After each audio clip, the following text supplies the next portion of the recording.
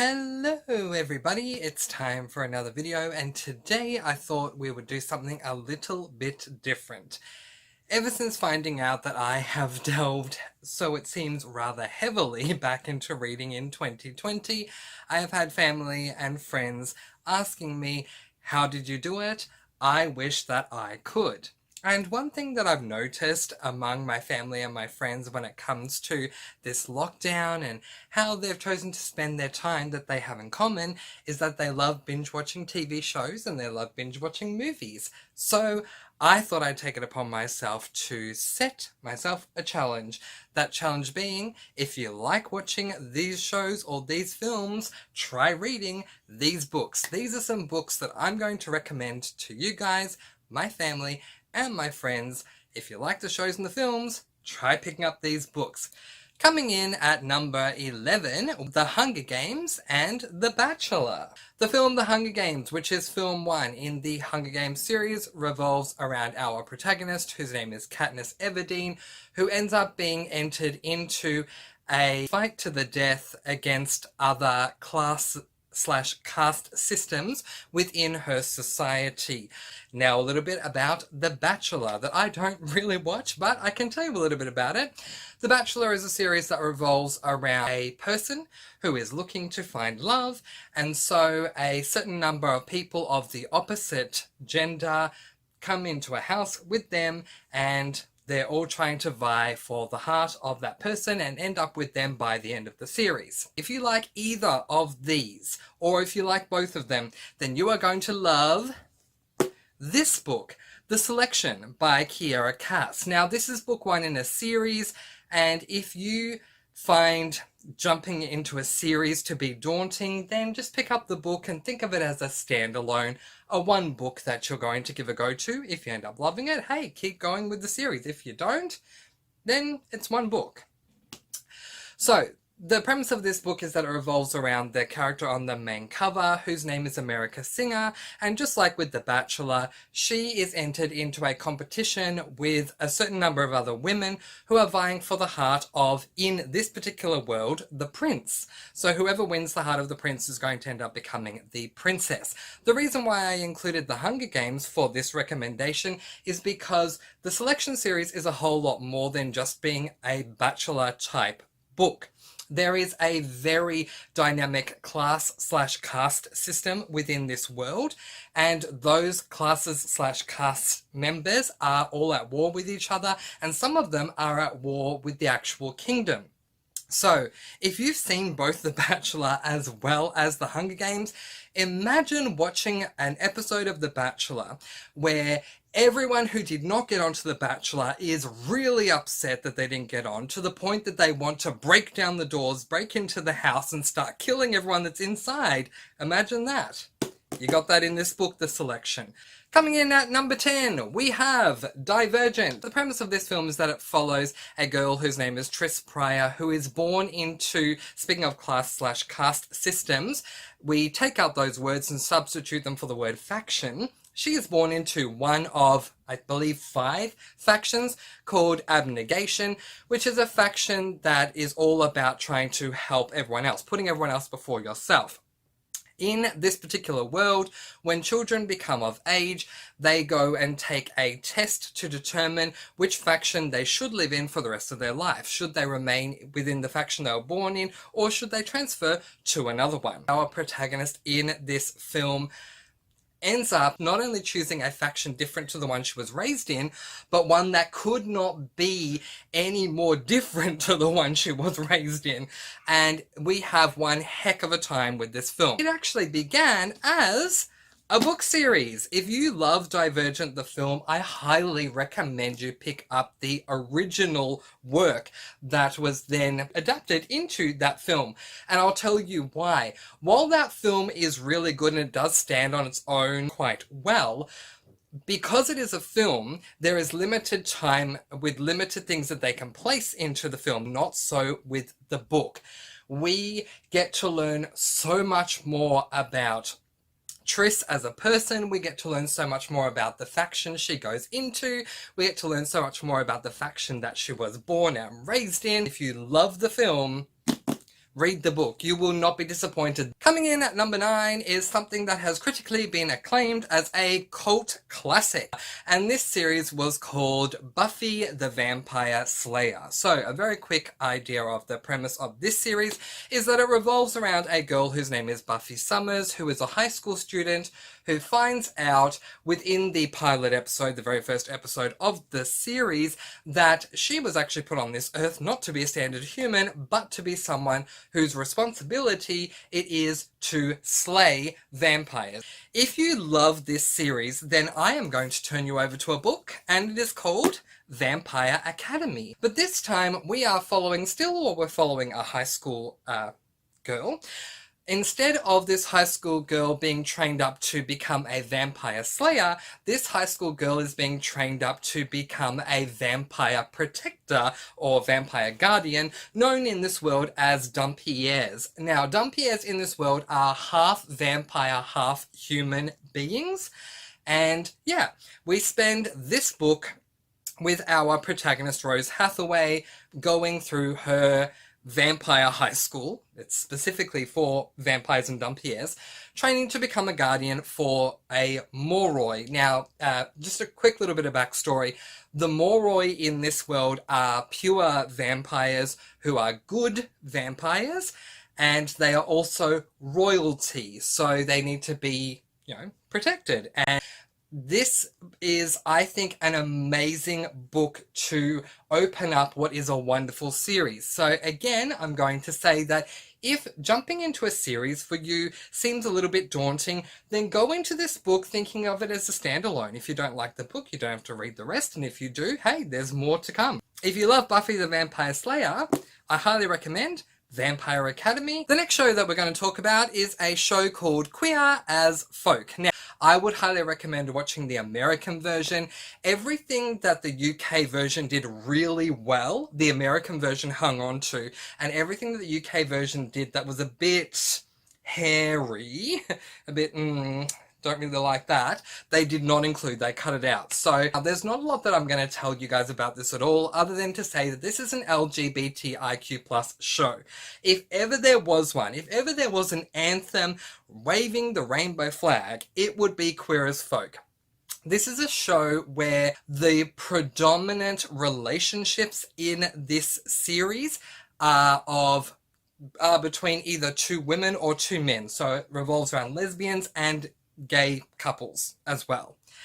Not only is this series a drama revolving around these couples, but it also deals with very tough issues that revolve around the LGBTIQ+ community, such as one of them being the HIV virus.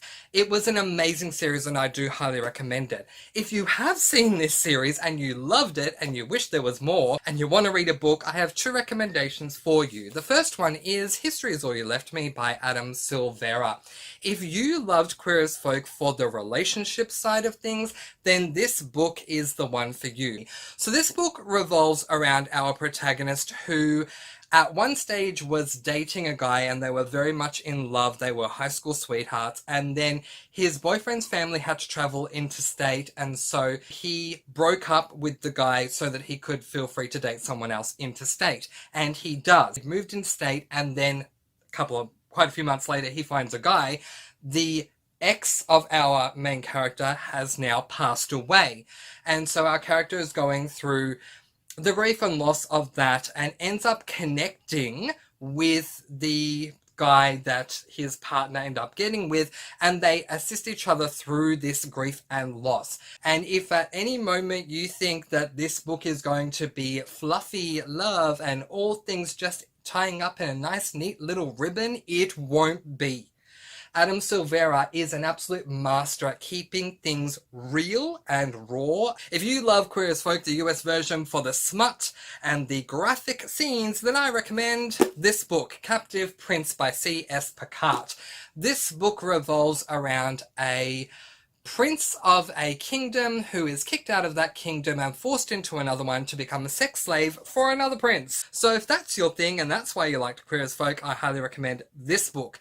And now let's talk about two classic films that I absolutely adore, and I'm sure you do too. The first film being Mary Poppins, and the second film being The Sound of Music. Starting off with Mary Poppins, this film revolves around two children, Jane and Michael Banks, who one day their nanny that is looking after them storms out of the house because she can't take it anymore. So Mr. and Mrs. Banks end up advertising for a new nanny, and who shows up at the door but a very quirky woman by the name of Mary Poppins. Mary Poppins ends up getting the job to become their nanny, and there is a lot more to Mary Poppins than meets the eye. The second film I'm talking about in this little bundle here is The Sound of Music. So this film revolves around a nun whose name is Sister Maria, who is living in a nunnery but has not taken her final vows yet, and as much as she longs to really be a part of this nunnery, finds herself just wandering off all the time and ends up on mountaintops singing because she's just drawn to the mountaintops and just loves to sing. The Reverend Mother then turns to Sister Maria and says, maybe you just need some time to think about things before you actually take your final vows and stay here at the nunnery. So she sends her away to the mansion of the sea captain, Captain Von Trapp, who has 7 children, and Maria is there to be their governess to look after them. Both of those nannies are played by the astounding actress Julie Andrews. So if you love these films, you probably love her. If you love her, I highly recommend this book, Home, a memoir of my early years. I had no idea. I love Julie Andrews so much. I had no idea that she had a memoir. I found this out a couple of months ago, and when I found out that she had a memoir, I was like, oh my god, I have to read this book. So I'm sure you're the same as me. Did you know she had a memoir? If not, she does. You should read this book. It is so good. So this book is a memoir with selective memories of Julie's, written by Julie Andrews, and there's also an audiobook that accompanies this book that's narrated by Julie Andrews as well, if you want to go down that road. And so this book opens up before Julie is even born, and it concludes halfway through Julie filming Mary Poppins. It is an amazing behind-the-scenes look at Julie's life. So I highly recommend this book to anyone who's a Julie Andrews fan. It is amazing. The next show we're going to talk about used to be the show that I predominantly spoke about on this channel. Yes, believe it or not, last year I was not talking about books on this channel. This channel was called Comment Below and Let Me Know. And for those of you who are still here and remember that, hi. But there was no TV show or film that eclipsed this one in popularity and discussion. That show is called Pretty Little Liars. Okay, so let me tell you the premise of this show. So this show revolves around 4 girls who, the actresses that play these girls are just phenomenal in their roles. So the characters' names are Aria, Spencer, Hannah, and Emily, and in the pilot episode, right at the beginning, they are having a sleepover in Spencer's barn, which is outside the back of her home, but it's been converted into a place where you can sleep, and Spencer is sleeping there with Aria, Emily, and Hannah, as well as their mutual friend Alison De Laurentiis, who is the queen bee of their high school. During the night, Aria wakes up to notice that 2 of the girls are not in the barn anymore. Spencer is missing, as is Alison. So she wakes up Emily and Hannah to say, guys, I don't know where they are. What's going on? And just as they're about to leave the barn to go and see what's happening, Spencer comes back white as a ghost and says, I can't find her. I've looked everywhere. I think I heard a scream. This is the setup for this show. Basically, that's the first 2 minutes of the show. Then we get the intro. Then after the intro, we have a 2-year time jump where we find out that Alison De Laurentiis is still missing. By the end of the first episode, Allison's body is discovered and we have the funeral for Allison, and at the conclusion of the funeral, the girls are gathered outside of the church and they're just talking amongst themselves, and then all at once each of them receives a text message on their phone, and to summarize, basically the text message says, "I'm still here and I know everything. A." And we spend the rest of the series trying to work out who this mysterious texter antagonist A is. Now, if you have seen this show and you want a recommendation of a book to read, I can give you one straight out of the show. Pretty Little Liars was a book series before it was turned into a show. So it was a book series written by Sarah Shepard. The book series is very different to the show. And if you've seen the show, I highly recommend you read the book series. The next show we are going to talk about is my second and final reality show. And that show is one of my big guilty pleasures of all time. It is American Survivor, hosted by Jeff Probst. They decided to dump a certain amount of people onto an island, strand them there, and have them create their own world. Throughout the course of the show, which lasts 39 days, these survivors get involved in challenges, some challenges where they can win rewards for their tribe or individualistically, and other challenges are for immunity, which can either keep their tribe safe, or themselves safe. And then every single episode there is at least one tribal council where everyone who doesn't have immunity comes together and they air out all the dirty laundry, and then everyone goes up and votes to get rid of someone, vote someone off the island. If you have seen this show and you love this show, then the book I'm going to recommend to you is the book that inspired this show, Lord of the Flies. So this book is kind of like Survivor if Survivor was played as a children's version and no one was voted off. So basically what happens in this book is, or the premise of this book, is that we have these children who are on an aeroplane, they're going somewhere, but then that plane ends up crashing somewhere near a deserted island, and they end up living there together and trying to survive alone, without any parents, without any rules. Coming in at number 4, Charmed. I'm referring to the classic version. As Holly Marie Combs, someone who played a role in the original series, once said, and I'm going to quote her here, regarding the rebooted 2.0 Charmed series, we wish them well. Which stars Holly Marie Combs, Alyssa Milano, Shannon Doherty, and at one time Rose McGowan as well. So basically the premise of this show is that it revolves around 3 girls who are sisters who, due to a set of reasons, all end up coming together to live under the one roof. While they are there within the pilot episode, one of the sisters ends up finding out that their family is part of a witch line, and the other sisters kind of just laugh that off, but then they find out towards the end of the pilot episode just how wrong they were to laugh that off. Not only are these 3 sisters witches, but when they come together, they are the singular most powerful force of good that the world has ever known. If you loved Charmed, then I'm going to recommend 2 books. The first book I'm going to recommend to you is Mistborn, The Final Empire by Brandon Sanderson. The reason why I'm recommending this book is because it has an amazing magic system. So this book revolves around a girl whose name is Vin, who is part of a thieving crew, of an all-male thieving crew who treat her absolutely terribly. And then very, very early on, so it's not a spoiler, one day she is rescued by a guy by the name of Kelsier, who takes her onto his crew, which is also a crew of men, but they treat her very respectfully.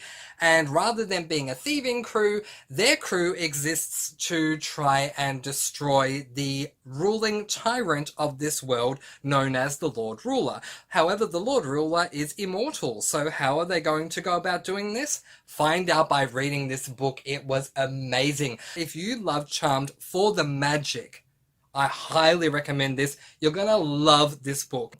The second book I'm going to recommend if you love Charmed is something that might surprise you. The Charmed book series.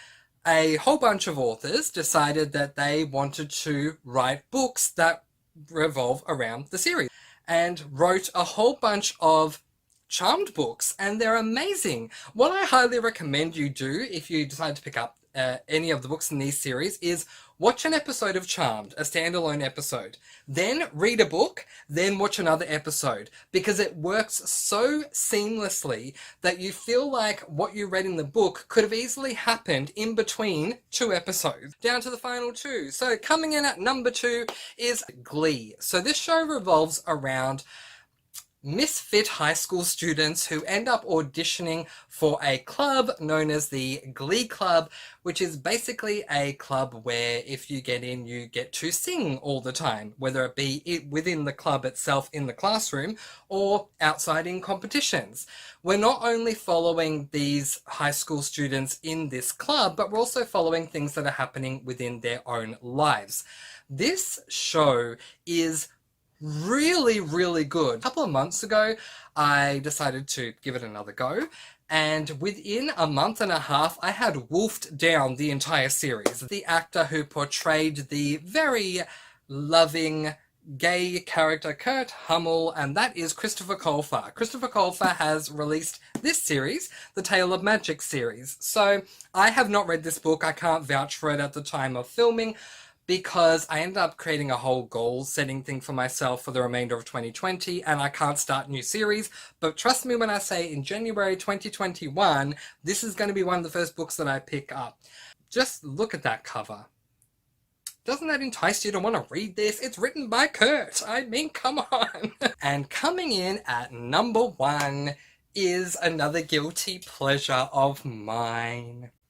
And I'm just going to say, if you're out on the road feeling lonely and so cold, all you have to do is call my name and I'll be there on the next train. I am talking about Gilmore Girls. Gilmore Girls is a show that revolves around a mother and a daughter. Lorelai Gilmore is the mum and Rory Gilmore is the daughter, and they have a very classically beautiful mother-daughter relationship that's more like a friendship. This series, if you haven't seen it, watch the pilot episode and then decide what you want to do. Don't miss this series. Now, to those of you who already have seen this show that many times, and then when you heard that it was being rebooted in the form of A Year in the Life, and then you watched that many times, and now you're thinking, what do I do now? Guess what? Lorelai Gilmore herself, Lauren Graham, has released a book. And I can't wait to read this book. I'm probably going to read it next month because I'm that excited. My TBR is full for October. So I'm pretty much going to be reading this in November. And that is where I'm going to leave it. Did I get you on to reading? I post videos every Tuesday, Thursday, Saturday and Sunday, and I'll see you again soon.